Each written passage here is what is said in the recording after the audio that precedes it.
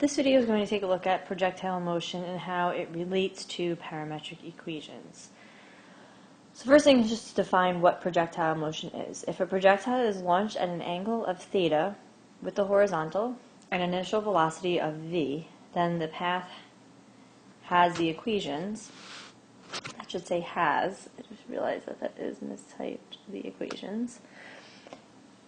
X equals velocity times time cosine of theta. So if you think about path in terms of vectors and how x and y are represented, when we think about polar coordinates and vectors, we think about cosine theta and sine theta being our values, plus we're multiplying by the r. So now the r is taking the place of velocity times time. If there were nothing bringing this back down, we would be good. So in a polar coordinate realm or vectors, a lot of times there's nothing stopping that from happening. But when we're looking at the y value and we're looking at a projectile, we now have gravity that is coming into play.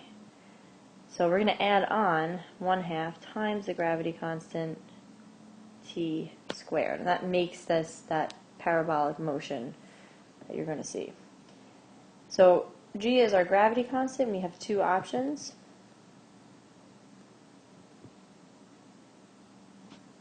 We have negative 32 feet per second squared or negative 9.8 meters per second squared. You'll see a lot of the examples that you will be completing will be in feet per second squared. Make sure when you plug in, these are going to be negative values because gravity is pulling the objects down. And then t is going to represent our time. So we're going to do an example where a golf ball is being hit from the ground level.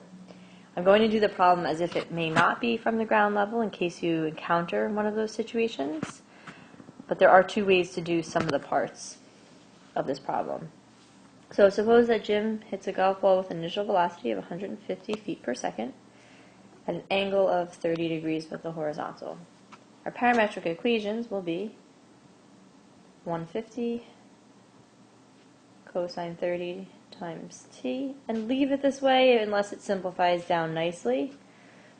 And then y is going to be 150 sine 30 t plus 1/2 times negative 32 t squared. I would always put this in order and simplify the other piece if you can. Now in this case, you would either leave it 150 sine 30 t. Since sine of 30 is 1/2, we can make it plus 75 t. And those are going to be your two equations that you could put in your calculator for the parametrics. Now we're going to answer some questions about this to get a good viewing window. How long is the golf ball in the air? Well, this is going to be when will it hit the ground, and that will happen at y equals 0. So we'll set the y equation equal to 0. You can either use quadratic formula or factoring to solve. In this case, we can factor out a t. So it's fairly easy to solve this by factoring. T is 0 is one option, but that's the starting point. So if we set the parentheses equal and solve, we're going to get about 4.688 seconds.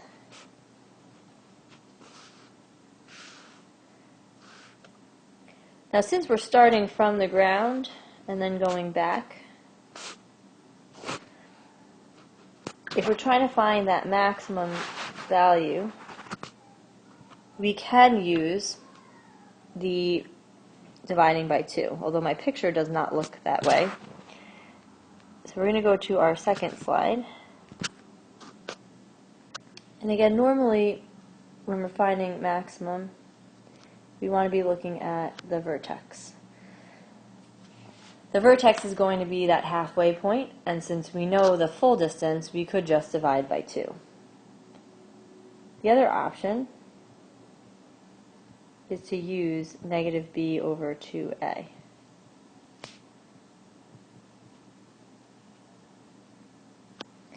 If you're not starting from the ground, and maybe you're starting here, a lot of times if someone's throwing something from a certain height that's different than 0, you definitely would want to use the negative b over 2a. So we're going to use that calculation. It would be negative 75 over negative 32. And that's going to give us 2.344 seconds. That's going to be the when it reaches the maximum height. Again, if you take the value from part A and divide by 2, it will give you that answer. The maximum height you can determine by plugging that in to your equation. Either go back up in your calculator and select the answer you just got. You can even type in 75 over 32. And it's at about 87.89 feet, which is our max height.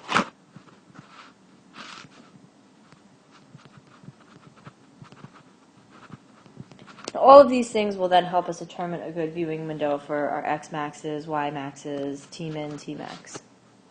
The last thing we'll need to find is how far the ball traveled, or where its position would be at the end. So we're going to use the T equals 4.688 seconds, plug that into our X equation,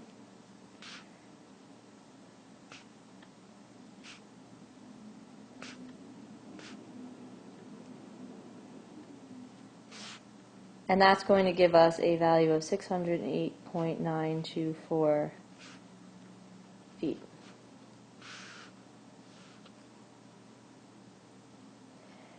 Now we have what we need to come up with the window. If you're asked to find the window before you come up with all this information, skip that part of a problem and then go back to it once you have all the pieces in play.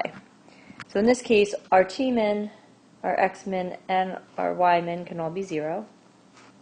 I'm going to make the T max 5, just a little bit bigger than that maximum time, and then I'm going to make this 0.01. You'll see that's a good speed for the calculator.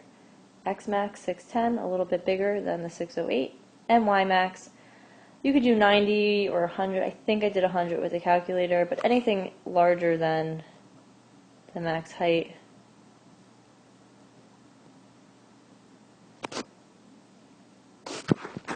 will be fine.